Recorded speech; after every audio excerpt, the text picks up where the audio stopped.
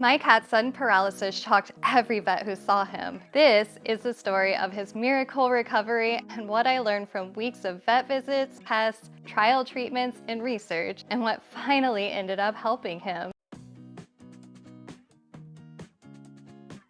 A couple of months ago, I posted a video asking for help because my cat Milo suddenly went rigid and couldn't move his body. Over the course of 6 weeks with multiple tests and different treatments, wondering if he would ever get better, he's finally walking again. I posted his journey across social media, but everyone keeps asking, did we ever find out what really happened? The short answer is no. We don't have a 100% diagnosis, but I want to take you through what we ruled out, what the best guesses are, and how Milo went from paralyzed to walking again. The initial episode happened on August 4th, 2025. Milo was acting completely normal that day, eating, moving around, doing all of his usual things. And then, out of nowhere, he just froze up. His whole body went rigid and he couldn't move his legs. Of course, I rushed him to the emergency vet right away. Between that first emergency visit and another vet visit about a week later, Milo went through just about every test the vets could think of. X-rays, blood work, titers testing, toxicology screens. They also ran panels for infections and viruses. And during that time, I reached out for help online, and so many of you delivered. There were so many amazing suggestions and so much support from people who wanted to help us figure this out. So here's what was suggested most often and why we were able to cross them off our list. The condition that came up most when I first posted about Milo was dry FIP, but after talking with the vets and going over his blood work,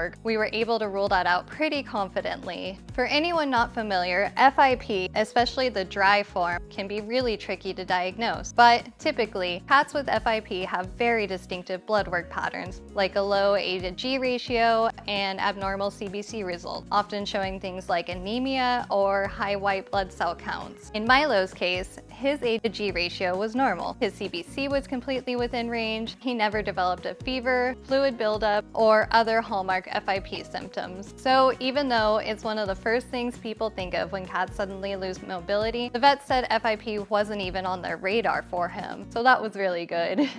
It wasn't a clot or brain stroke either, because his reflexes and pain sensation in all 4 legs were completely normal and his limbs were warm, not cold, which doesn't match how clots usually look. He also had a little more movement ability in his hind legs and tail, which are where clots usually affect. It also wasn't toxins or poisoning because his toxicology screens were clean, his organs looked great, and he hadn't had access to anything dangerous. It wasn't a spider, tick, or snake bite because the physical exam showed no ticks, wounds, or swelling, and the tick panel was negative. And it wasn't a viral infection because he never spiked a fever and all tests came back negative.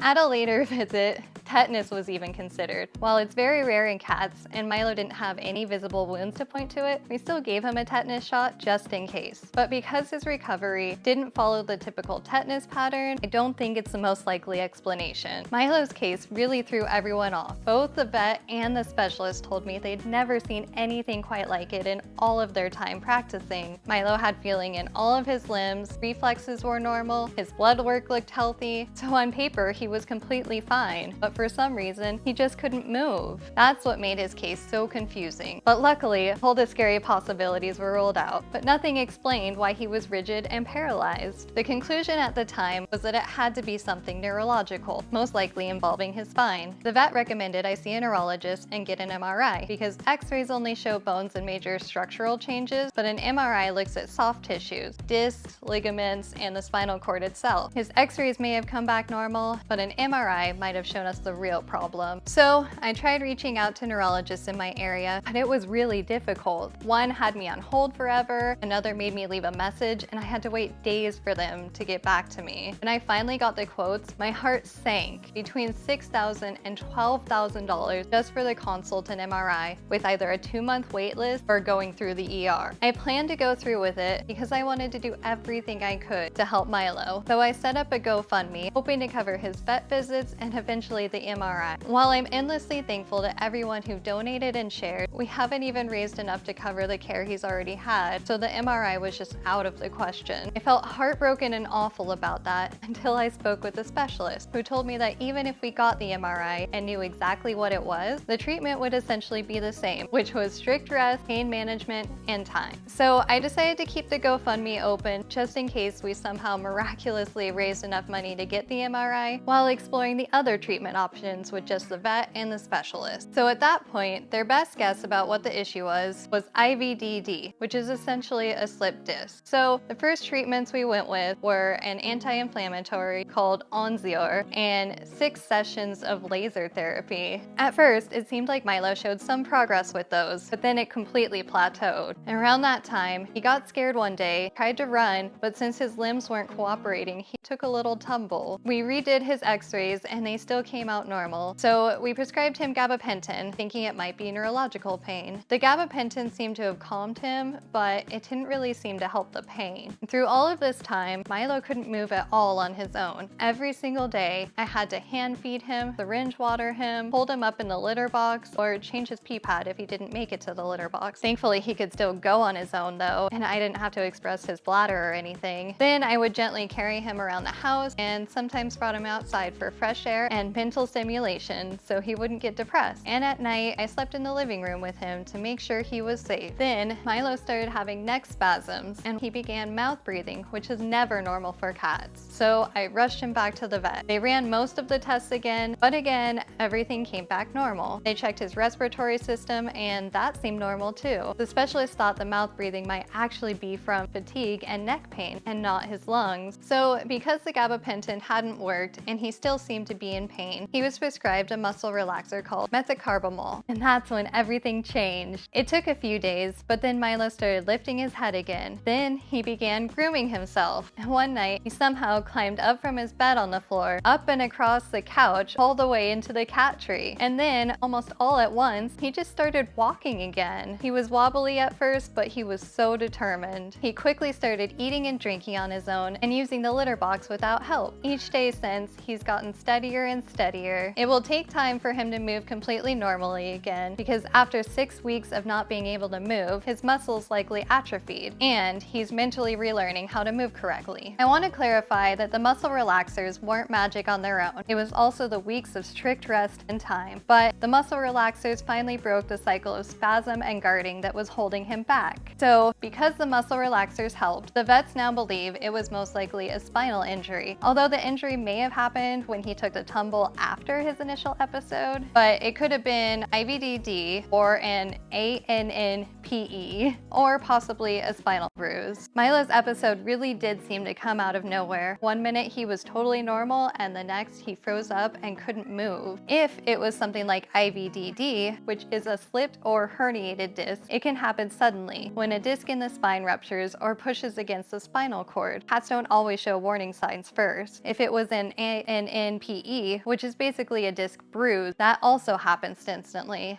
A small piece of disc material shoots into the spinal cord and causes a sudden stroke-like episode, but without blocking blood flow. Or it could have been a spinal bruise, either from microtrauma we didn't see or from his tumble, adding on to whatever the initial episode was. Bruising around the spinal cord can cause pain, stiffness, and temporary paralysis, even though nothing shows up on x-rays. So while it looked like it came out of nowhere, all 3 of these possibilities can happen just like that, suddenly and without warning. But thankfully, with time, rest, and supportive care, cats can and will heal from any of these conditions. Even without the MRI, Milo has improved so much. He's walking now, still a little wobbly, but he's learning to use his muscles again and rebuilding his strength. And honestly, he's just become such a happy cat. Before all of this started, Milo was semi-feral and scared all the time, but now he's more comfortable, he's purring, and it's just one of the happiest cats I've ever seen. I'm actually putting together a video all about his whole story, so stay tuned for that if you want to see his full journey. So, as much as I wish we could have had an MRI to know exactly what happened, I'm just thankful he's alive, he's healing, and he's enjoying life again. So again, thank you so